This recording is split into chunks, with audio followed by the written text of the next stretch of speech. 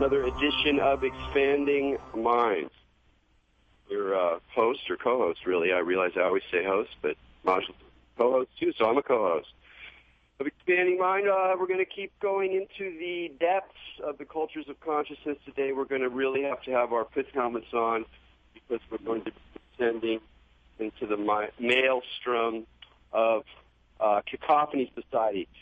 Fans of the show will know that I've had on before a couple of years ago the notorious John Law, a rabble-rouser of great renown in San Francisco, and one of the creators, editors, collectors, archivers of a book that is just hitting the material plane, a book that I've been looking forward to for quite a long time, Tales of the San Francisco Cacophony Society. And if you're asking yourself, what exactly is a cacophony society, they tell you on the back of the book, the Cacophony Society is a randomly gathered network of individuals united in the pursuit of experiences beyond the pale of mainstream society through subversion, pranks, art, fringe explorations, and meaningless madness. I have called elsewhere the cult of meaningless chaos. So I'm very happy we have John and his co-compiler, editor, archivist, Carrie Galbraith, to talk about cacophony. And it's a really actually kind of important book because it's a rather obscure society of West Coast, largely freaks and weirdos who did a lot of freaky, weird things, kind of under the radar for fun and not for profit. But they wound up being rather prophetic in exploring, featuring, drawing together a whole set of practices, desires, fantasies, and attitudes that have really become much more widespread, especially in the so-called underground of the last couple of decades. The future of this culture remains to be seen. That's probably something we'll get to later in the program, but more or less familiar aspects of countercultural explorations like culture jamming and pranksterness and absurd clowns, the idea of pranking on a large scale, flash mobs, weird robot displays and experiments, all manner of oddities, including urban exploration as kind of a sort of hip adventuring in the non quote unquote environmental locale.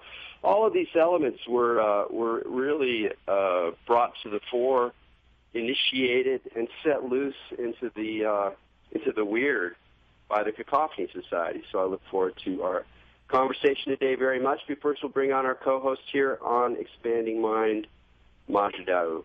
Hi, Maja. Hi, Erik. Hey, did you ever hang out with any of the L.A. Cacophony Society folks, of which there were quite a few? Still are? No, I never fell into that particular little subcultural group, but I've always followed it with reverence and inspiration. I always like the pranks. To me, are really important because, as you know, I'm down with trickster style, and I think when people can do something in groups like that with humor at the back of it, those are my favorite things on the planet Earth. So yeah. I'm a true fan. Yeah. Yeah, and one of the great things about the book, especially early on, there's some really important texts by some of the early influencers on the Cacophony Society, particularly a figure named Gary Warren, who founded the Suicide Club in San Francisco, which was kind of a progenitor of the Cacophony Society, and some of his writings include some great how-to tips, and one of them is one that you just reminded me of, which is be a fool, not a sadist. You should be able to take it as well as dish it out, which is a totally key element. So good. For the true prank, or at least for the whatever I want to call it. For me, the expansive prank. The cruel prank is another beast, although of course cruelty and and foolishness have their own mysterious relationship. But there are many mysteries here today. So with that, let's bring on our guests today, John Law and Carrie Galbraith. Welcome to the show, guys. Hey there. This is John. Thanks for having us on, Erik and Maja. Yeah, thank you for having us on today. Oh, good. I'm glad you both sound really good. We'll try to not all talk at the same time. There's so many elements here. There's actually an unusually large number of things I really want to get to in my list. It seems sort of boring in a way. But I would like to start a little bit with a bit of an origin story. I mean, Gary was really a brilliant prophetic figure and set in motion quite a lot and saw quite a lot. And I know you have a great respect for him. He influenced your life significantly. So I think it's sort of appropriate, actually, to start off talking a little bit about him and what the scene was with the Suicide Club that really kind of set up the later, more expansive mutation of Cacophony. Well, I guess I'll take that one because I was in the Suicide Club. I joined it when I was 18 years old, kind of a errant ne'er-do-well juvenile delinquent who kind of landed in San Francisco a year before, and I was ready for pretty much anything and largely headed towards either jail or possibly the Marines if I was lucky, or I might have really screwed up and ended up being a alcoholic welder in Iowa or something. But I stumbled into the Suicide Club right when it was getting started, and I went on the first initiation, which is sort of what they call bigger events where a lot of new people might become involved in the group. And I think I knew one person who was going, and we met at a little teeny hole-in-the-wall bookstore called Circus of the Soul Books on Judah Street at 10th in San Francisco, in a really innocuous neighborhood, really calm, quiet, seemingly normal area. And little teeny bookstore, about 50 people showed up. And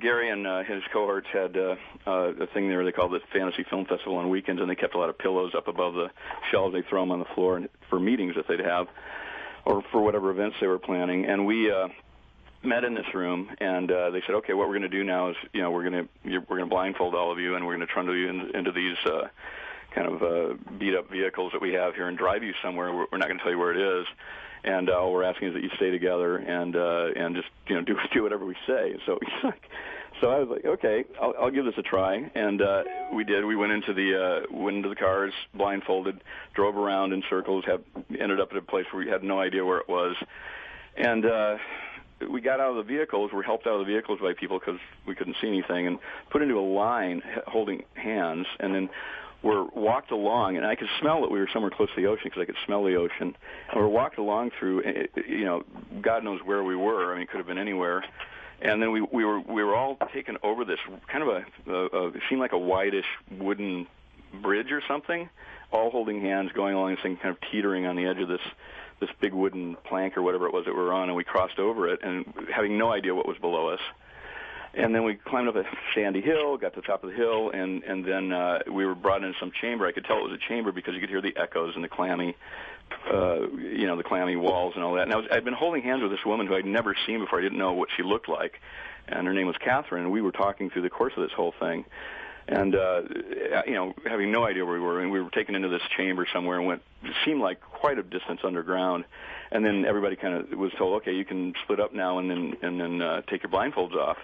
And so we did, and we still couldn't see anything because it was completely dark. We were in a completely dark chamber, and like, oh, Jesus. So Catherine and I were like, we stuck together, and we were trying to find our way out of this chamber, and we saw a little teeny dot of light off in the distance and started going towards it, and as it got closer and closer, there was a little square of gray light, and then we saw like a figure standing in the middle of this little square of light, and it was a figure that seemed to be in flowing robes, and it seemed like it could have been a million miles away or 20 feet away. It was hard to tell. Of course, this memory is, it's very vivid in my mind, but it seems almost like a dream in retrospect. But and I've told this story many times, of course. But so we get closer and closer to the figure, and the figure walks away, and then we get to the outside, and we're at this place called Fort Funston, which is a big old military bunker out in the southern part of San Francisco, right on the San Mateo County line, and so all these people are wandering around, and we collect together, and then the organizer of the event have us come together under some trees in the wind on this bluff over the ocean, we all stand in a circle, and this seemingly insane fellow who was a fire reader did a fire reading thing, and then he touched everyone's hand with a little flame that was standing in the circle, and then we were indoctrinated or initiated into this cult, the Suicide Club, and that was my first event. And after that, I spent every ounce of energy and every dime and everything I knew basically coalesced in my desire to do nothing but help work on, create my own events, and do events in this group, the Suicide Club, which lasted for about 5 years. Yeah, a lot of the the book features these marvelous stories like the ones you told about the Suicide Club, and then of course all the stories that happen to people in the Cacophony Society, which kind of grew out of it, and it's these marvelous tales of wonder and weirdness, and it's not quite art, and not quite performance art, not quite a prank sometimes, sort of social action, not really, kind of cosmic but not spiritual. I mean, it's a very difficult thing to get your head around, even in retrospect. Correct. Which is part of the point. And I was really interested at the very end of the introduction to the book. The authors have this kind of line about how it's ultimately kind of a philosophy, like it's an attitude. And one of the interesting things about the book is reading some of the early material, especially from Gary and from Lance Alexander, some other people, is people are really trying to think about this stuff, which in a way later on, you don't want to overthink it. So there's a lot of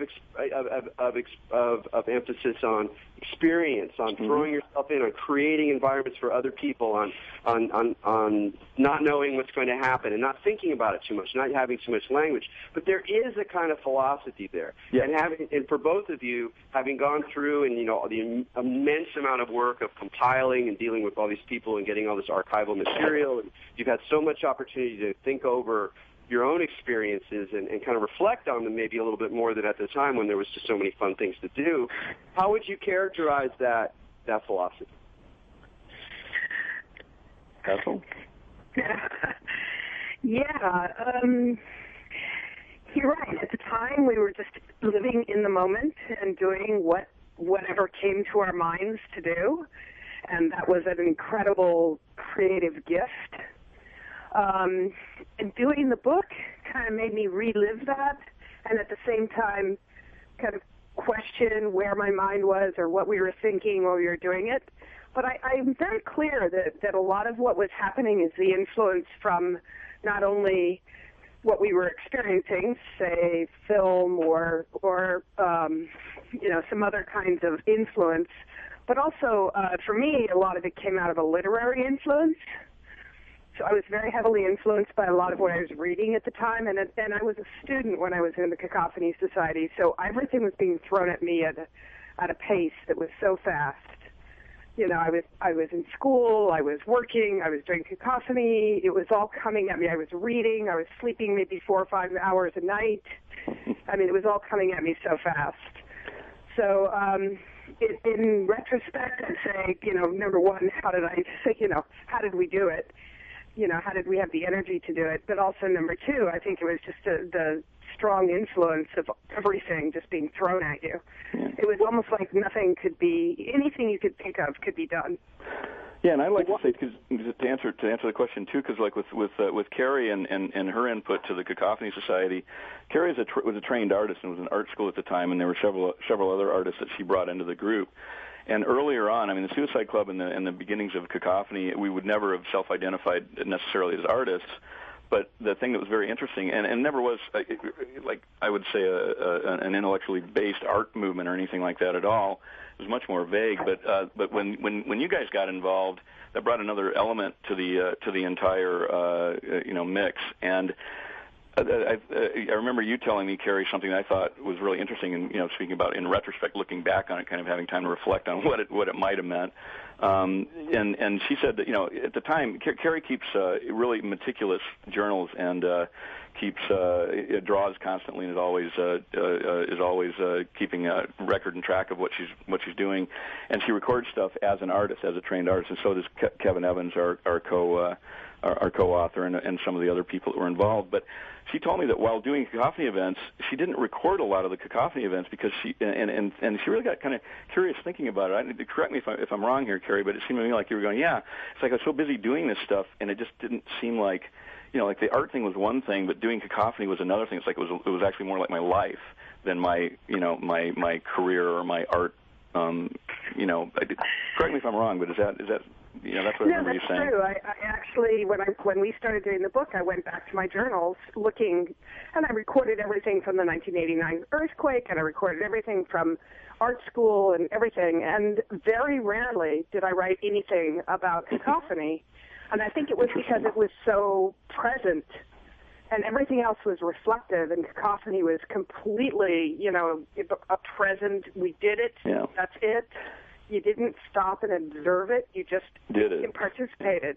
And that's something, that's a philosophy you were saying, Erik, earlier. That's a philosophy that was, it took me 30 years to really sort of think about this and figure it out, and I don't want to overthink it for sure. In retrospect, we put stories in the book. We didn't put any analysis. I mean, I don't know if you noticed that, but we didn't try to analyze any of this stuff.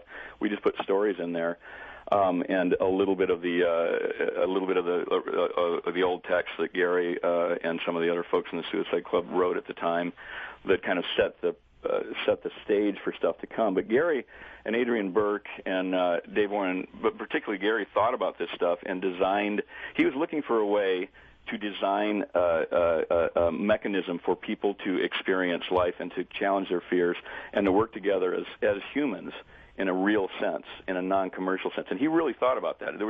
It wasn't by chance. Okay, the stage was set intentionally by somebody. And remember, I was 18 at the time. Gary was 28 when I met him. By far the most visionary human being I've ever known in my life, and I've known a bunch of people who are called that. But this guy, the stuff just dripped off him like water off of a duck's back. I mean, he would do an event and then move on to the next thing and move on to the next thing. He died at 35 of a heart attack. Perhaps he had some prescience of that coming, and so he never stopped moving at all.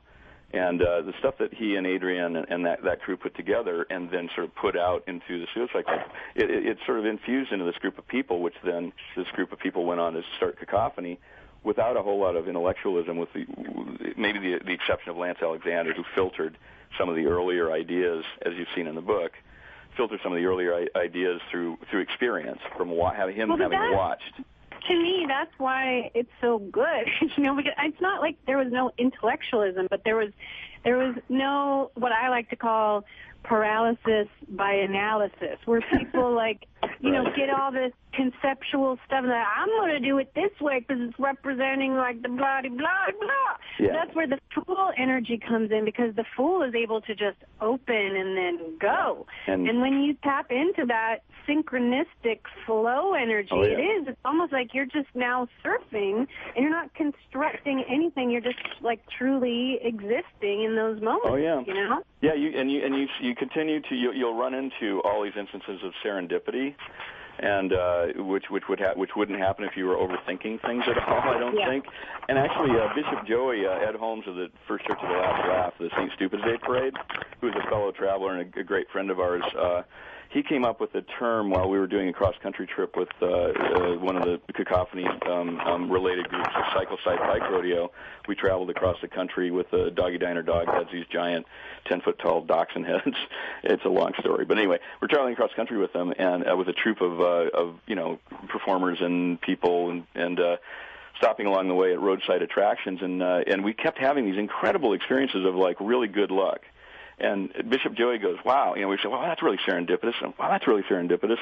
And then he finally, at one point, he gets this really kind of like a odd look on his face. He goes, yeah, that was serentypical. So we kind of kept that phrase, and we used it. No, I'm really glad you brought up serendipity or in a slightly different frame, synchronicity, because I always think about things sort of through a filter of some sort of, religious or magical or occult or mystical things. That's sort of the way I think about the world. And a lot of what was great about Cacophony was resisting that kind of stuff. there were a few spaces that were open for a certain kind of magic that's almost it's beyond any of that language, because that language gets so cloying. And it's that serendipity and that synchronicity that seem in some ways the most mysterious, because they're shared, they're in the world, they're not just in your head, they're not just your emotions. It's something that just kind of appears and flows in the midst of the experience. And that really comes through some of the stories with the book. One question I had, though, that I want to make sure I get in here is you mentioned Adrian Burke early on, and looking at all of these related activities, and there's so many characters and so many different facets of this kind of culture of cacophonous culture, that it's very easy to see a kind of machismo in it. Like there's certainly, it's like Survival Research Labs is a certain example of it, of this kind of like, tough, screw it all up, make big noise, chaos, and then a lot of the adventures have a great deal of nerve-wracking adventurousness, where you need to have leaders of men and things like that. But one of the things that really came through to me through the book that I've noticed already in this culture, but I hadn't really thought about quite so specifically, was just how from the get-go it was clear that women felt totally apart, invited, and asked, there's no differentiation, there's not a following to the thing. And I don't know whether that has to do with Adrian, I don't know whether it has to do with just the culture of the Suicide Club, but that is particularly remarkable. And I think it's actually, just to finish it before you guys answer, to me, that's one of the best things about the sort of generalized Burning Man culture that has come out of, in some ways watered down, in some ways, brought into a whole lot of other dimensions of reality. We can talk about that later. Yeah. But one of the most important aspects of it is the way that women have a role to play in what could be seen as a very kind of macho, prankster, snotty, sarcastic, guyish view to the world. But I'd like to say something about that and about Adrian Burke. Adrian Burke was fully a full partner in setting up and initiating this philosophy in the Suicide Club, and she's one of the original founders of the Suicide Club that's still around. When Gary died in 1983, and when the Suicide Club ended a year or two before that, I think that Adrian kind of put all that stuff in a box and put it in a freezer somewhere and left it there. And I talked to her we were very, very close friends. I talked to her every year or two for a couple hours on the phone, and I think she's getting ready to take that box out and open it. And she, in the ensuing decades, she's become a pretty well-regarded academic in Canada, and tenured professor at Simon Fraser University in Victoria. And I think she's going to take out all of her old files and write about that stuff. And I'm really holding my breath in anticipation of that, because I was an 18-year-old kid when this shit started. I got kicked out of college after 3 months. I never went back. I don't have a grounding in academia or in trained thought in any way, shape, or form. I'm kind of a doer. And people like her should write about this. Carrie, who's got academic training and has an interest in this stuff, should write some more stuff about it, I think, because I think it's very interesting. And as you've noted, I think that although we weren't planning this at the time, we were just doing what we're doing. I think a lot of things have sort of come out of this, or we've had some influence on a lot of different really interesting things that are going on now. And I think that people should write about that, who are involved in it. And I'm hoping that Adrian will. And Carrie, you should tell the story about how you first got involved in Cacophony, and then also the zone trip concept, which you came up with, which is one of the strongest ideas I think that have come out of this whole scene by far, and it resonates very much so. I'd like to hear you kind of talk about that. Well, I was just going to say that when I first encountered Cacophony, I stumbled across their rough draft, and I subscribed, and it was maybe 3 months before I went to my first event. Yeah. And that was the first year. That was in 86, right? 87. Right. It was only a few months after. I was maybe, I think it was actually in March of 87, so it was maybe 6 months after Cacophony started. And the event was an Enter the Unknown. As a matter of fact, it was a John Law, Lance Alexander event. And the premise, it just said, Enter the Unknown. It said to meet in Golden Gate Park at 10 o'clock at night, and to wear warm, dark clothing, bring valid ID. And you didn't know That's anybody, all it right? was. You didn't know anybody at all, right? I didn't know anyone in Cacophony. I hadn't met anybody. I just subscribed to Rough Draft. That was it. And I ended up in this huge fight with my housemate at the time because she thought I was going to go off and get kidnapped or raped or something. You know, she thought it was going to be, you know, like, this was it. You're gone. I'll never see you again. And I was completely confident. I just went to Golden Gate Park at 10 o'clock at night in the middle of the park, and I met up with these people, and I went and experienced an Into the Unknown, which ended up being sort of a midnight walk, really. It wasn't anything too strenuous, but it was so great. Entry-level drug. Yeah, entry-level drug, right, exactly.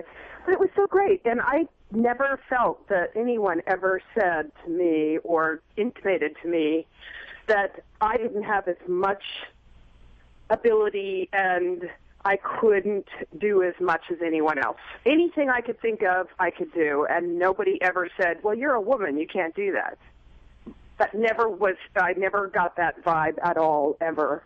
So I just thought of anything I could think of to do, because the forum was there. Anybody, you know, you might have 2 people show up for an event, and you might have 20. But you could just think it up and put it in the newsletter, and that's it. Yeah. It didn't matter who you were. It didn't matter what your idea was. It could be, you know, get together and let's watch a movie. Or it could be, you know, let's go, you know, into an abandoned toothpaste get into one of the old missile bases yeah. up in the, you know, up in the Marin Headlands. It didn't matter. Yeah. Or it could be street theater. One of the things you came up with was this idea of a zone trip. I mean, you mentioned literary influences before, and I presume that's a Strugatsky brothers through Tarkovsky reference to this idea of the zone. It is as well as Thomas Pynchon. I was already heavily influenced by Gravity's Rainbow when I stumbled across Cacophony, and Gravity's Rainbow is all about the zone. And the Strugatsky brothers, of course, and Andrei Tarkovsky's Stalker, which Tarkovsky is my favorite director. So it all came together in this idea of you can go to a place, step over the line, and none of the rules apply anymore. Mm-hmm. Anything can happen. Anything can happen. Anything, and it was completely open to whatever came at you could happen. And the first zone trip was to the weirdest place in America. To the town I grew up in, actually. Yeah, in Los Angeles. Yeah. And we got to right on the edge of the grapevine, and there was some AstroTurf, and we drew a line in it, and we all stepped over, and we did not make, you know, everything that happened after that came at us. We didn't have, you know, maps and plans. It just came at us. Yeah, and some of the people on the trip knew LA. A couple of people had grown up there. Other people had never been there. Some people had passed through, maybe once or twice. But everyone has an idea about what LA is. Everybody has an idea about it. All those ideas kind of coalesced, and people would come up with ideas like somebody who had never been there before said, "I want to go to the Hollywood Letters. I've seen those on TV. You know, I've seen those so many times." So we just went to the Hollywood Letters and climbed them. For instance, that was one of just out of the blue. We had no plan to do it originally. We saw them, we found a way to get to them, then we hiked up to them, then we climbed them. That's fine, you know.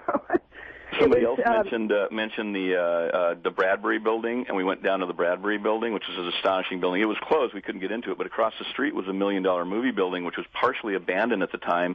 And we snuck into the building and explored all throughout the building and went up on the roof. And you know, it's just like it could have been on Mars. Just how bizarre the feeling of being able to walk into these places and look at them as a different I don't know, it was like a different atmosphere. It's hard to explain, but it really worked. Yeah, it's remarkable. So what do you think? I mean, how to say this? It's like what differentiated the zone trips in particular from the other kinds of events that were happening? Where generally it wasn't really necessarily planned with what was going to develop, but there just seemed to be something kind of special about the idea of the zone and this notion of stepping across a line. It was like, is this a way that like people together can kind of agree to suspend normal reality? I mean, how in retrospect, what is it? How do you do that? Well, that zone trip, the first one started out going to Carrie's hometown, which was Covina, which is kind of the ultimate bland, nondescript suburb. And we got there at like dawn, and we were wearing what were we wearing? Carrie, we were wearing like white lab coats and white jumpsuits. and we're handing out questionnaires that Carrie, you and Phil, I guess, came up with. We're handing out self-addressed stamped envelope questionnaires, and we're handing them to people on the street. Postcards, right? Oh yeah, postcards. That's right. And asking them to write the answers to these queries and then mail them back to the Cacophony Society. So that kind of set the tone for things for the next 3 days that we were there. So. Well, of course, I basically just told people to show up at my house at 11 o'clock on a Friday night, and we were going to go to L.A. That's all we said. And total strangers showed up at my house, and we all piled into a rented van, and we just drove all night and got there. And when we crossed over the line, it was almost like there was a consensus of, okay, we don't have to, nothing is the same. Everything's different. Yeah. And we hadn't slept all night either, and so that kind of added to the surreality of the initial entry into the zone. Yeah. But also, it's almost like there's this place that once you step over the line, it's kind of, let's say that the rules don't apply, so you can kind of play and see what happens. And nobody is judging because the rules don't apply. And nobody's really worried about what's going to happen next because the rules don't apply. And you don't know what's going to happen next. This is absolutely true of all the zone trips. It's the zone trips to Mexico, the zone trip. The first Burning Man in the desert was a zone trip. Yeah. And when they I want to talk more about that, but we got to take a break right now. You're listening to Expanding Mind with Erik Davis and Majid Daou, and we'll be right back after this.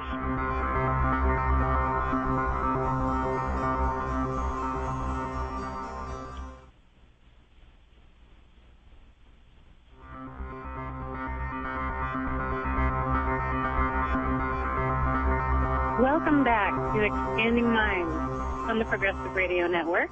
This is Majid Daou here with Erik Davis, and we're having a cacophonous conversation with John Law, and we're also speaking with Carrie Galbraith, and we're talking about how you can enter crazy zones just by deciding to. And a lot of this stuff, I love all the surrealist adventures with similar kind of ideas where they would do the map adventures. And Jodorowsky talks a little bit about how he would do some similar things too with, Neruda and those kind of adventures that he would go on.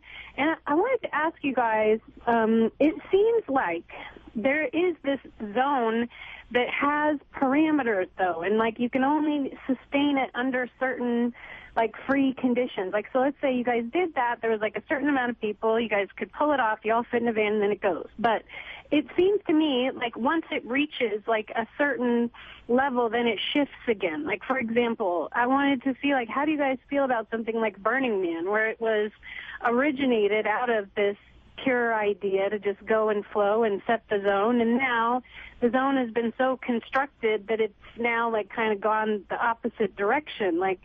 Is there a way to maintain the zone with a Nope. larger group? No, you can't do it, right? There's not a way. It's a temporary zone. Or right. Hakim Bey said, a temporary autonomous zone, and it's temporary. That's the whole thing. I mean, human organizing invariably moves towards control, no matter what, no matter how you slice and dice it, and it's impossible not to move towards control. And regardless of how fabulous or amazing or group mind meld or intentionally vague something is, if it stays and becomes an ongoing thing, there will be control. The control, it's inevitable in human organizing, and so the temporary nature of it is what's, I believe, really, really appealing. And that's something Kevin Evans and Carrie and I and some other people started reading, the stuff that we saw from Hakim Bey, in the late 80s, early 90s, and then he put it on a book form called Taz, which seemed to resonate. A lot of his ideas seemed to resonate with what we were doing. So I'd say that's one thing that added to, or one philosophy out there coming from someone we didn't know from some other place that seemed to coincide with what we were doing organically. As far as Burning Man goes, the major influences on that event, and the early event and the later event are apples and oranges. The later event's astonishing. There's no question. It's an astonishing thing. It's very different. It holds certain things common with the original much smaller temporary autonomous zone event that it was. But it's a very different animal, and they're both interesting and have great value, but they're different things. But in my mind, the four influences on, if you want to talk about Burning Man, that really set the tone for that. One were the 12 chaotic principles that Gary Warren wrote and sent out after, and they were principles that he based on us doing events that blew up in our face or didn't work or something went wrong. And how do you go out in the world and do these things, do these events and these scary things and pranks and not get killed or arrested. And be a upstanding and ethical person while you're doing them. That was a big drift for him. So those things were a big influence on the philosophy. I think that came later that infused Burning Man and also the urban exploration movement, which is a really vague, loosely knit thing. But the principles of not damaging environments that you're in, because the Suicide Club would go into buildings or go into abandoned places or climb bridges, which we were pretty well known for. To a small group of people in the city, and we never changed or took anything. We never broke a lock. We never broke a door. We never, jammed our way into a place. If we couldn't climb into a place without breaking something, you couldn't get into a building, an abandoned building, without breaking in. The building won. So that was a very profound philosophy to me as a former juvenile delinquent. It really informed me, and I you're showing some respect to your environment, other people in the world, while still doing what you want to do. And so that was a profound thing. Then, I'd say after that, the temporary autonomous zone philosophy certainly had something to do with what we were doing, because it resonated with what we're doing in the early Burning Man and with a bunch of other Cacophony events that were happening around that time, particularly the zone trips. I think it gelled with Carrie's ideas around the zone. Then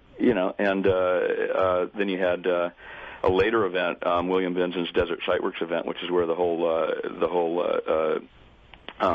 living together in an intentional art community. That idea kind of came out of that event. And then you had Lance Alexander's kind of like filtering of the Suicide Club ideas through his writings and musings and correspondence with people, which sort of set the tone for Cacophony. And then you have the zone trip concept that Carrie came up with. I think all those things kind of influenced early Burning Man and how it sort of set, and the culture and the philosophy and the thought that was kind of swirling about in this whatever you want to call it, maelstrom of crazy ideas and freedom, which is really what that early event was all about. So, well, but enough Burning Man. Speaking about the zone trips and the idea behind the zone, you have to, in my opinion, one of the things that could kill the zone idea or negate it is repetition. So we went to L.A. twice on 2 zone trips. We actually planned 3, but the third one was stopped by, I believe, Desert Storm or something like that. But we planned to go or the Loma Prieta earthquake, but we planned to go down to L.A., but each time we went, once we stepped over the line, and the line was arbitrary, it was where everybody agreed the line was, what happened was not at all like what happened before. No, L.A.'s a big zone, let's put it that way. But even the Mexico trips, there were 2 zone trips to Mexico, but they were completely different animals. Actually, there were more than that, because when you were off in Europe teaching art, we kept doing them with Cycle Side. We went down on several trips so there were several zone trips to Mexico. So, but repetition, in my opinion, is part of what's happened. It's happened with other concepts that came out of Cacophony, is after it begins to be repeated and you try and kind of grab the experience again, it starts to become not that magical. Yeah, like the Santa thing. Happen. Yeah, like the Santa thing and the Brides of March and all that, which are fun parties. People go out and have a ball, and we did start doing the Santa thing in '94. Where we got 30 Santas together and went through downtown to the big hotels and Macy's, and it was a wonderful thing, because in '94 nobody had the meme in their head of like a bunch of Santas. So when people would see you on the street, all these Santas, they literally stood there dumbstruck with their jaws hanging open.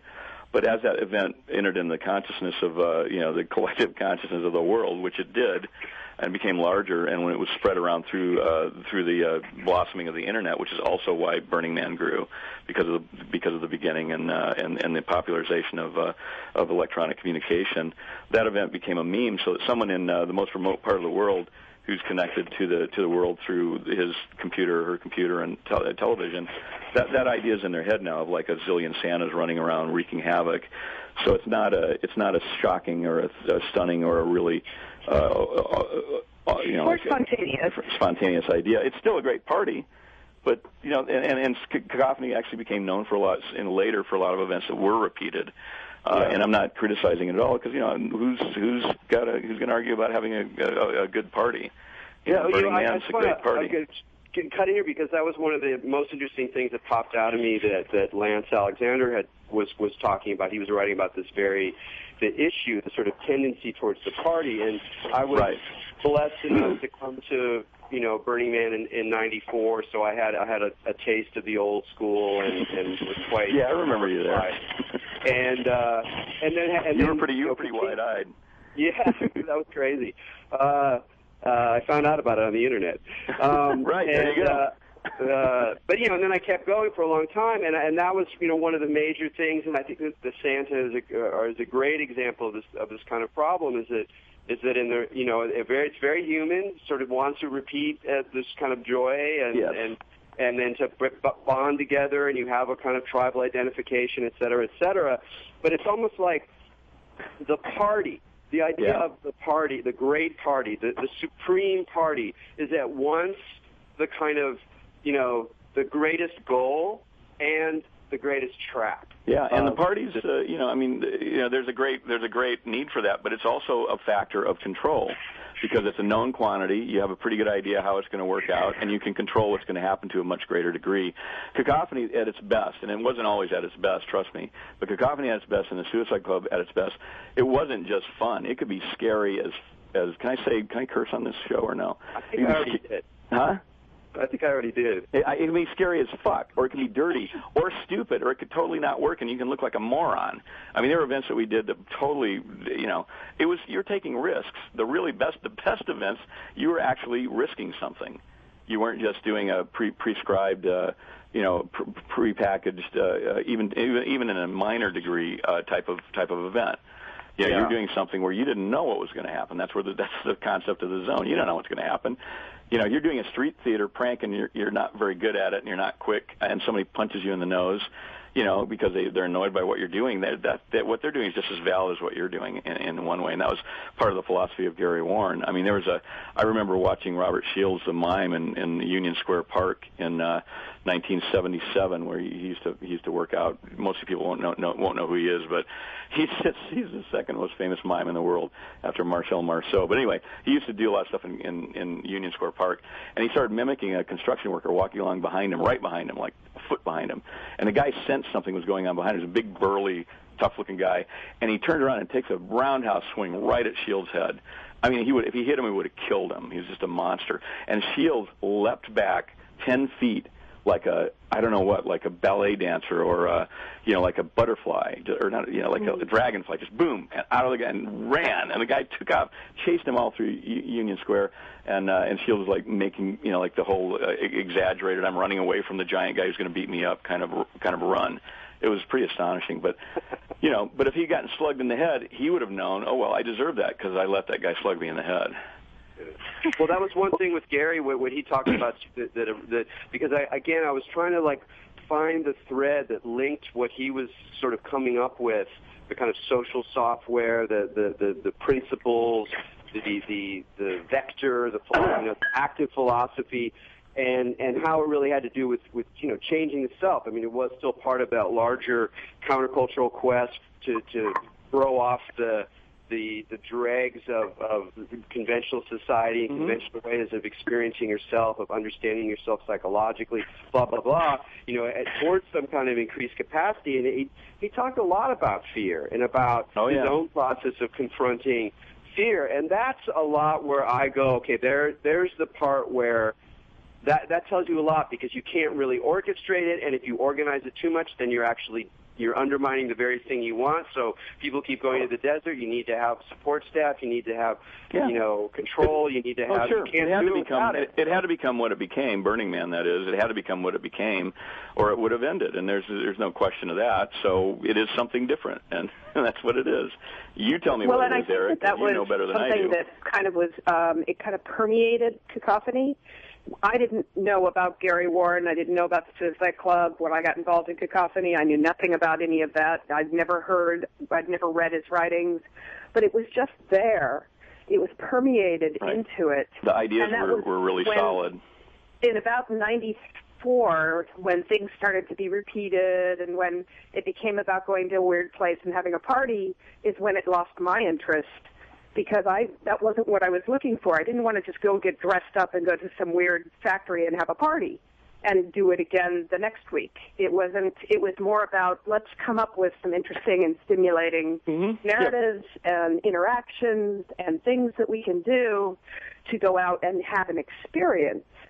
And became something else. And I think that, the repetition and to some extent the sort of controlled environments that were created for people were no longer allowing for the spontaneity, such as when you enter the zone, it's anything goes. Well, there was an element of it left, though, Carrie. There was an element of it left. But you're right. It did get bleached out to some degree. But after you took off and went to Europe, there was an element of it left, and the best events were still kind of suffused with or informed by that philosophy of chaos, cacophony, and dark saturnalia, which was the Suicide Club tagline. And that's another thing that compiling this book, because there are different periods of this for this group. I mean, the Cacophony Society started in '86, and kind of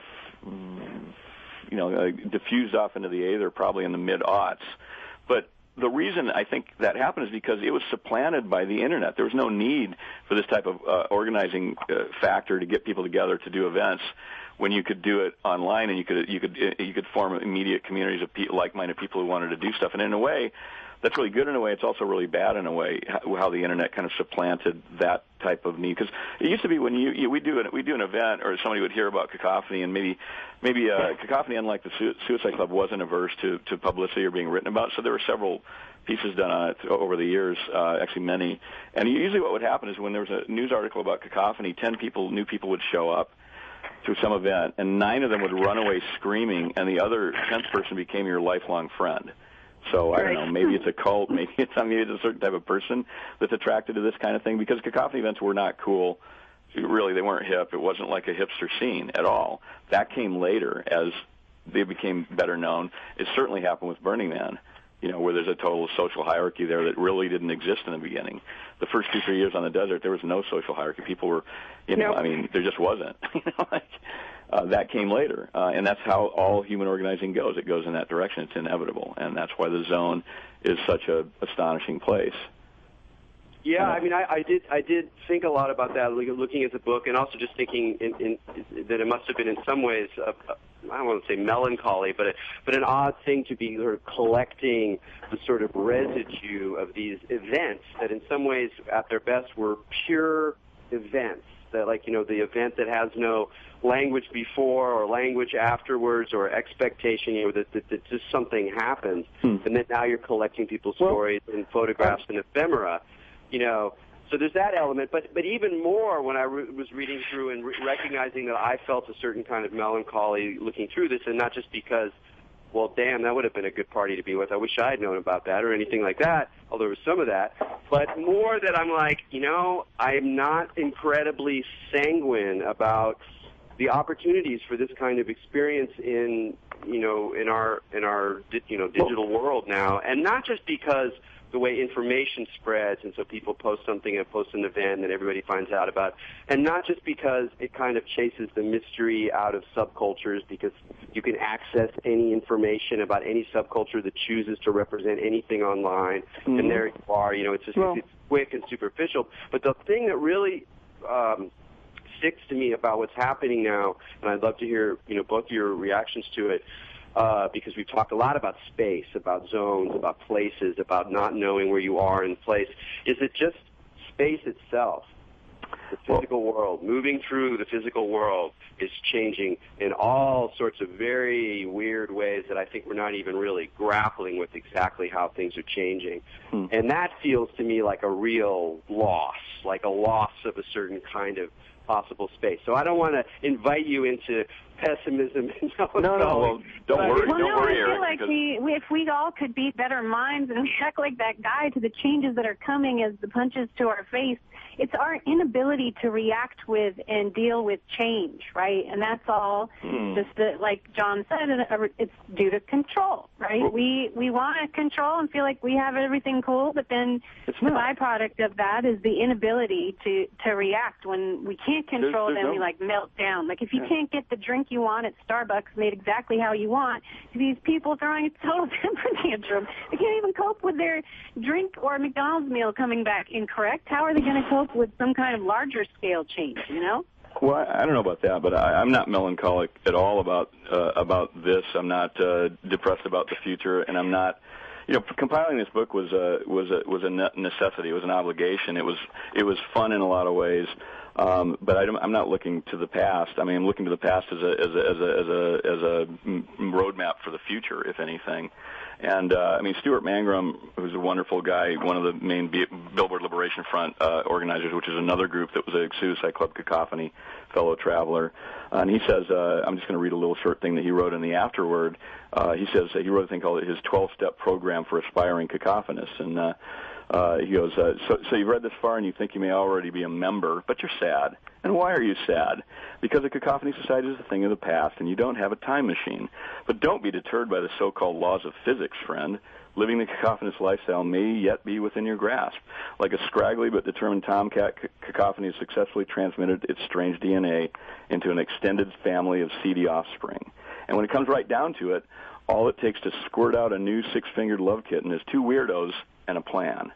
If you believe that one of those weirdos might be you, read on. Rather than ruminate on past glories or pontificate on what it all meant, this writer has chosen instead to offer you a 12-point action plan for creating your own community.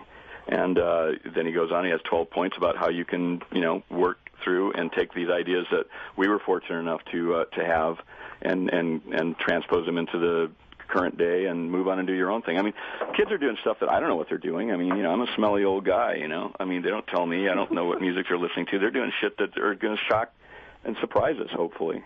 And I know a little bit about some of it, and I find it very intriguing. And the it's just beginning now. This way of communicating is just beginning. Who the hell knows where it's going to go, Erik? Maja? I mean, we don't know. Yeah, absolutely. I have to say, when we were doing the book, I never felt any melancholy because everybody who participated in submitting, maybe reminiscing or stories, they were able to convey their wonder and their experience. And it never, I never read something that was kind of in any kind of way a sad note or, gee, we can't do this anymore. It was more like the wonder of what happened, and that wonder is still there. And I've been teaching for quite a few years, and so I definitely encounter that wonder in another generation, the younger generation, and I find it refreshing. And they like to hear the stories, but the way they're approaching that wonder is a much different. Their venues are different, their tools are different, but it hasn't changed that sense of let's go out and explore and find wonder. Yeah, the essence of human desire and curiosity is still there, right, Carrie? I mean, you see that. Yeah. You're around students, you're around kids all the time. Yeah. So. It's been really interesting because they want the stories, but then they're processing it through their contemporary minds, which is going to cause something different to happen. And they want to know. I mean, they want to know how it relates to what they're doing. They'll use it as a tool. They'll use this book and other books like it, like Research Pranks book that Vail put out. You guys should read Vail and research books. He's had an enormous influence on underground culture, bleeding into the larger culture. I mean, the Cacophony stuff, I mean, and the original ideas from the Suicide Club filtered out into the world. I mean, Chuck Palahniuk, who wrote our introduction, wrote Fight Club, and his whole take on pranking, he turned it into a group called Project Mayhem, which is the group in Fight Club that's pranking and taking the piss out of the upper classes. And that's just one little tendril there. The urban exploration movement, which has this, the best people in that group believe in leave no trace, which is something that came out of the Suicide Club. Don't mess with the environments you're in. I'm not saying we invented it. We didn't. When I was 18 and I joined the Suicide Club, I was 18. I didn't have any cultural grounding. I had no history. I thought we invented everything that we were doing, which is what an 18-year-old is supposed to believe. As I got older and read about things and learned things, I realized, we're not only do we not invent this stuff, we put our own mark on it, maybe, and maybe had our own style. But we're in a long human history of not towing the line, of not settling for the dominant culture, which now is commercial culture. I mean, people have always gone against the grain. It's like Chad Mulligan's event of getting dressed up in salmon costumes and running against the tide in the Beta Breakers thing, which became an annual event. But it's so fucking fun. It's so funny. They do it every year. Like 20 salmon running against the tide. I mean, it's a symbol of that, finding that space, that temporary autonomous zone where you can do exactly what you want with other people of a like mind without the control factor shutting down your creativity, and you can only do it temporarily. I've come to believe at my age now that it's not something that you can sustain, and so you shouldn't even try to sustain it. You should just try to hopefully find those pockets of space where you can do it, and like-minded people who will do it. Yeah, it seems to be a lot about finding that resonance with people. I mean, a lot of the theme that's come back in all the stories you've told is just sort of about that one person or the particular group that's there, and the way in which group reality, outside of even thinking about it in terms of performance art or happenings or whatever, but just the way in which groups can agree on, without saying things, that something can happen. That could be part of even a great party, of course, but you can take that energy and go much further with it. So that's one of the things that one of my takeaways from this conversation. And I'm just curious, of all the things that the sort of pointers or the how-to bits, or the 12 steps for people who are inspired by this material and see and want this for their lives. What's a final goal? Well, I don't know. Carrie, you got something? I'd say live each day as though it were your last. I would say I always equated it to, keep my child mind. I always try and remember, it's how much did I wonder at everything? And I can remember being completely fascinated and having a sense of wonder when I was a child. And keep that. I try very hard and I still do try very hard to keep that, whether I'm bicycling to work or whether I'm, traveling somewhere, and I travel pretty extensively, I try and keep that mentality. It's like, look at everything with a childlike eye. Okay, we got to cut it off right there, guys. I'm sorry. Thanks so much for being on the show, Cacophony Society. Keep your minds open.